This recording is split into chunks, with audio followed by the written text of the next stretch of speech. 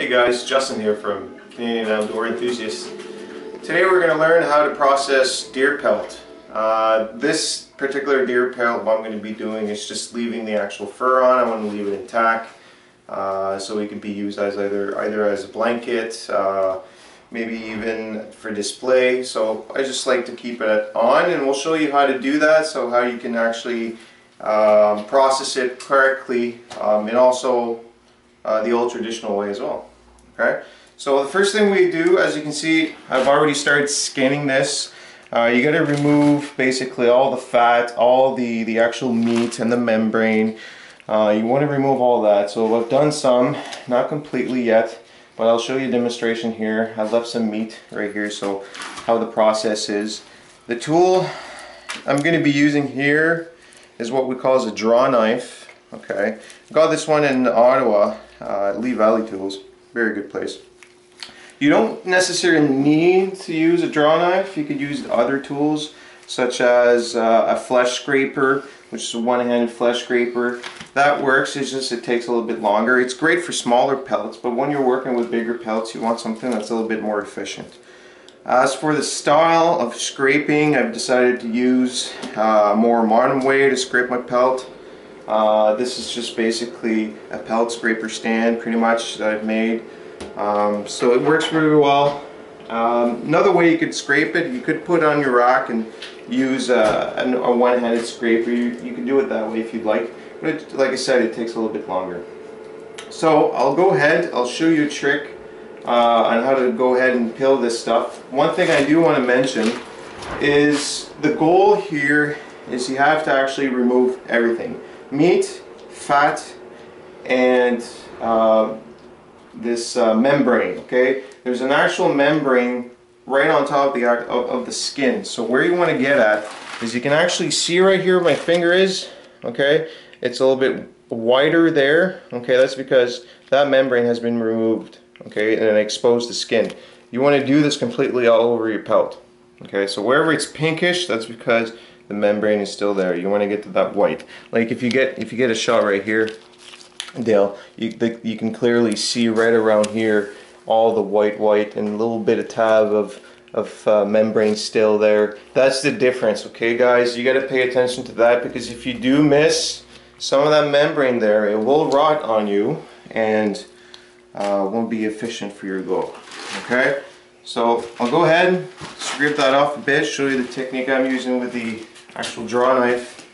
And then Phil, since you're new, you actually have interest in learning about this, Phil's going to give it a try and see how it goes.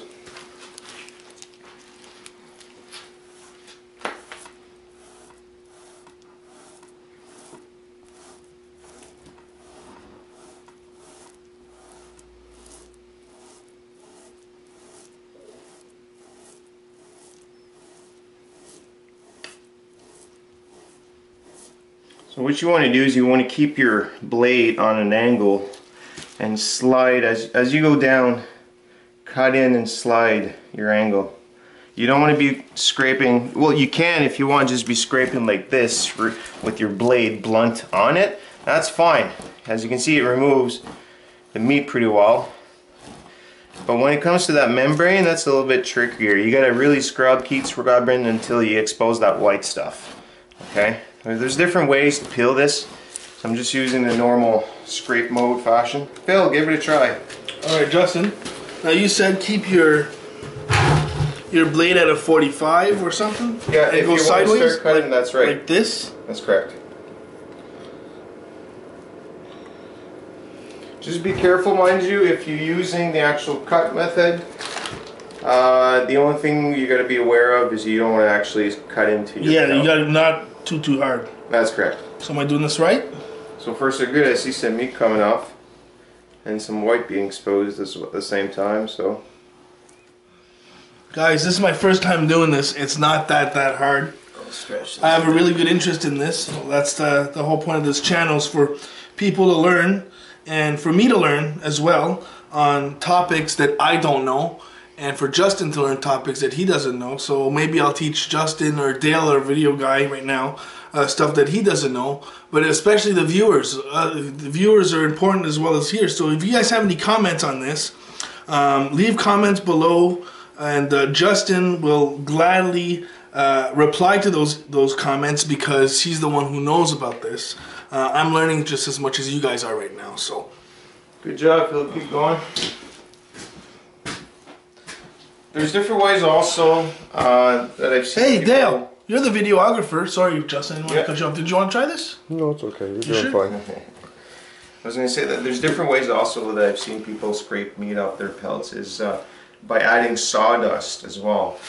Sawdust is just basically a way to absorb all the oils and the fat, so it's actually easier for it to scrape off.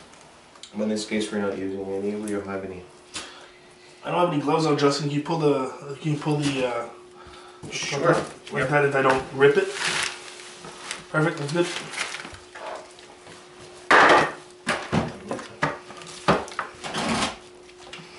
There you go.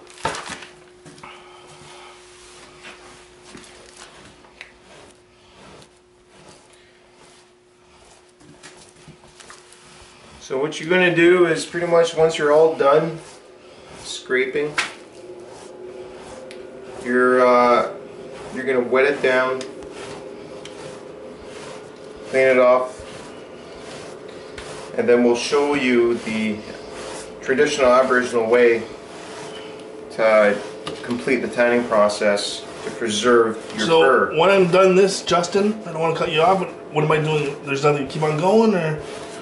Technically, you should be keeping on going until you can start exposing your skin, the actual white part. What you gotta, like I said before, you gotta remove that membrane. All that pinkish stuff is all that That's membrane. a lot harder to remove, guys, than the actual meat. There is actually work that you have to put into this, yeah. Takes a bit of time. And now there's too much shit on the blade, I think, so. But it does come rewarding in the end. This pellet could be used for a lot of things. Insulation, blankets, carpet, display. And You can make mittens, you can make all sorts of things with this. alright guys, that was myself. I'll let Justin finish it off and show you guys a little more. But I enjoyed that, and I'll learn as Justin continues. And while Justin is doing what he's got to do, like I said, any comments, guys, please don't feel shy. We will answer any comments, whether it be pelts, the sinew, the other video that Justin has made. He's made a video on sinew, how to make sinew. Firearms, whatever's on our channel. Feel free to leave comments and we will answer them.